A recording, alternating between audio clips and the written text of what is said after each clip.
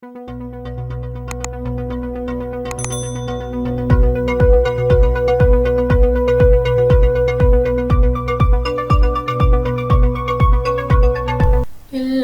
സെമീനാസ് കുക്കറിയിലേക്ക് സ്വാഗതം. ഇന്നത്തെ recipe instant ആയിട്ട് ചെയ്യാൻ പറ്റുന്ന ഒരു റസ്മലായിയുടെ റെസിപ്പിയാണ് കാണിക്കുന്നത്. വളരെ എളുപ്പത്തിൽ സാധാരണ റസ്മലായി ഉണ്ടാക്കുന്നതിൻ്റെ അത്ര ബുദ്ധിമുട്ടൊന്നുമില്ലാതെ പാൽപ്പൊടി വെച്ചിട്ട് നമുക്ക് ഈ റെസിപ്പി ഉണ്ടാക്കിയെടുക്കാൻ പറ്റും. അപ്പോൾ നമ്മുടെ സിമ്പിൾ ആയിട്ടുള്ള ഈ റസ്മലായി എങ്ങനെ ഉണ്ടാക്കാം എന്ന് നോക്കാം. ഇനി ഒരു ബൗൾ എടുത്ത് അതിലേക്ക് 1 കപ്പ് പാൽപ്പൊടി ഇട്ട് കൊടുക്കാം. ഇനി ഇതിലേക്ക് നല്ലൊരു ഫ്ലേവറിന് വേണ്ടിയിട്ട് ഒരു 1/2 ടീസ്പൂൺ ഏലക്കാപ്പൊടി ചേർക്കാം. ഇനി ഇതിലേക്ക് ഒരു 1/2 ടീസ്പൂൺ ബേക്കിംഗ് പൗഡർ ചേർക്കുന്നുണ്ട്. ഇനി ഇതിലേക്ക് വേണ്ടത് 1 ടേബിൾ സ്പൂൺ ഉരുക്കിയ ബട്ടറാണ്, അത് ഇതിലേക്ക് ചേർക്കാം. ഇനി ഇതിലേക്ക് ഒരു മുട്ട ചേർക്കാം. അപ്പോൾ മുട്ട ചെറുതായിട്ടൊന്ന് ബീറ്റ് ചെയ്തിട്ട് ഇതിലേക്ക് ചേർത്ത് കൊടുക്കാം. ഇനി ഇതെല്ലാം കൂടെ നന്നായിട്ടൊന്ന് മിക്സ് ചെയ്ത് കൊടുക്കണം. നല്ലൊരു സോഫ്റ്റ് ഡോ ആയിട്ട് കുഴച്ചെടുക്കണം. പിന്നെ ഇതിലേക്ക് വേറെ വെള്ളമൊന്നും ചേർക്കേണ്ട ആവശ്യമില്ല. നമ്മുടെ ഇൻഗ്രീഡിയൻസ് എല്ലാം ഇതേ അളവിൽ എടുക്കുകയാണെങ്കിൽ നമുക്ക് നല്ല സോഫ്റ്റ് ആയിട്ടുള്ളൊരു ഡോ ആയിട്ട് തന്നെ ഇത് കിട്ടും. നല്ല സോഫ്റ്റ് ആയിട്ട് ഞാനിവിടെ കുഴച്ചെടുത്തിട്ടുണ്ട്. അപ്പോൾ ഡോ ഇവിടെ റെഡി ആയിട്ടുണ്ട്. ഇനി ഇതിൽ നിന്ന് ചെറിയോരോ കഷ്ണങ്ങൾ എടുത്തിട്ട് നന്നായിട്ടൊന്ന് ഉരുട്ടിയെടുക്കാം. എന്നിട്ട് ഇത് കൈവെള്ളയിൽ വെച്ചിട്ട് ഒന്ന് അമർത്തി കൊടുക്കാം.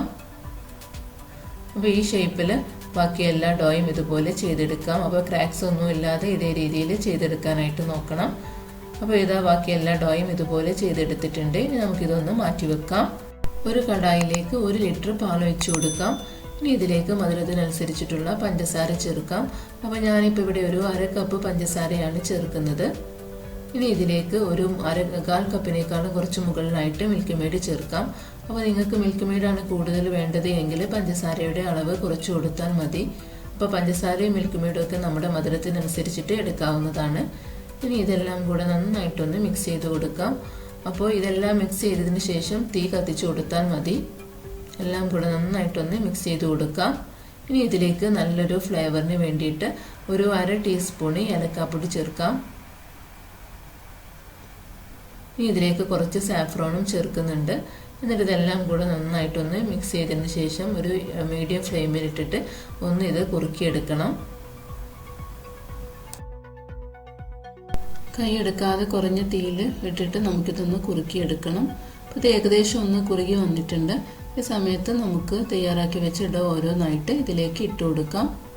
അപ്പോൾ ഇതിലേക്ക് ഇട്ട് കൊടുത്തതിന് ശേഷം ഒരു 10 മിനിറ്റ് നമുക്കിതൊന്ന് വേവിച്ചെടുക്കണം. അപ്പോൾ മീഡിയം ഫ്ലെയിമിൽ ഇട്ടിട്ട് വേണം വേവിച്ചെടുക്കാനായിട്ട്, അല്ലെങ്കിൽ ഈ പാല് പെട്ടെന്ന് കുറുകി പോകുന്നതാണ്. അപ്പോൾ അതൊക്കെ ഒന്ന് പ്രത്യേകം ശ്രദ്ധിക്കണം. നന്നായിട്ടൊന്ന് തിളച്ച് വരുന്ന സമയത്ത് നമുക്ക് മനസ്സിലാവും ഇതിൻ്റെ സൈസൊക്കെ മാറി വരുന്നതാണ്. ഡബിൾ സൈസായിട്ട് വരുന്നതാണ്. തന്നെ കണ്ടില്ല, സൈസൊക്കെ മാറിയിട്ടുണ്ട്. അപ്പോൾ ഇടയ്ക്കിടെ മറിച്ചിട്ട് കൊടുത്തിട്ട് ഇതൊന്ന് വേവിച്ചെടുക്കാം.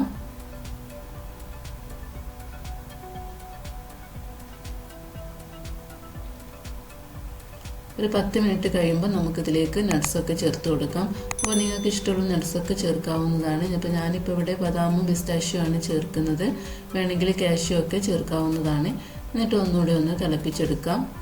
അപ്പോൾ നമ്മുടെ ഇൻസ്റ്റൻ്റ് ആയിട്ട് ചെയ്യാൻ പറ്റുന്ന റസ്മലായി ഇവിടെ റെഡി ആയിട്ടുണ്ട്. കണ്ടില്ലേ, സൈസൊക്കെ ഡബിൾ സൈസായിട്ട് വന്നിട്ടുണ്ട്. നമുക്കിതിൻ്റെ തീ ഓഫ് ചെയ്ത് കൊടുക്കാം. അപ്പോൾ നമുക്കിത് വേണമെങ്കിൽ ചൂടോടെ അല്ലെങ്കിൽ തണുപ്പിച്ചിട്ടോ ഒക്കെ സെർവ് ചെയ്യാവുന്നതാണ്. അപ്പോൾ എല്ലാവരും ഈ റെസിപ്പി ഒന്ന് ട്രൈ ചെയ്ത് നോക്കണം. വളരെ എളുപ്പത്തിൽ തയ്യാറാക്കാൻ പറ്റുന്ന നല്ലൊരു റസ്മലായിയുടെ റെസിപ്പിയാണിത്. പാൽപ്പൊടി ഉണ്ടെങ്കിൽ നമുക്ക് വളരെ എളുപ്പത്തിൽ മിനിറ്റുകൾക്കുള്ളിൽ തന്നെ നമുക്ക് ഈ റെസിപ്പി ഉണ്ടാക്കിയെടുക്കാൻ പറ്റും. അപ്പോൾ തണുത്തതിന് ശേഷം കണ്ടോ, ഇതിൻ്റെ സൈസൊക്കെ നന്നായിട്ട് മാറി വന്നിട്ടുണ്ട്. അപ്പോൾ എല്ലാവരും ഈ റെസിപ്പി ഒന്ന് ട്രൈ ചെയ്ത് നോക്കി നിങ്ങളുടെ ഫീഡ്ബാക്ക്സ് അറിയിക്കണം. അപ്പോൾ നമ്മുടെ ചാനൽ സബ്സ്ക്രൈബ് ചെയ്യാത്തവരുണ്ടെങ്കിൽ ഒന്ന് സബ്സ്ക്രൈബ് ചെയ്യുക. ആ തൊട്ടടുത്തുള്ള ബെല്ലൈക്കൻ എനേബിൾ ചെയ്ത് ഓൾ എന്ന ഓപ്ഷൻ എടുക്കാൻ മറക്കരുത്. അപ്പോൾ വീണ്ടും ഞാൻ ഇതുപോലെ ഈസി ആയിട്ടുള്ളതും ടേസ്റ്റി ആയിട്ടുള്ളതുമായ റെസിപ്പിയുമായിട്ട് വരുന്നതാണ്. Thank you.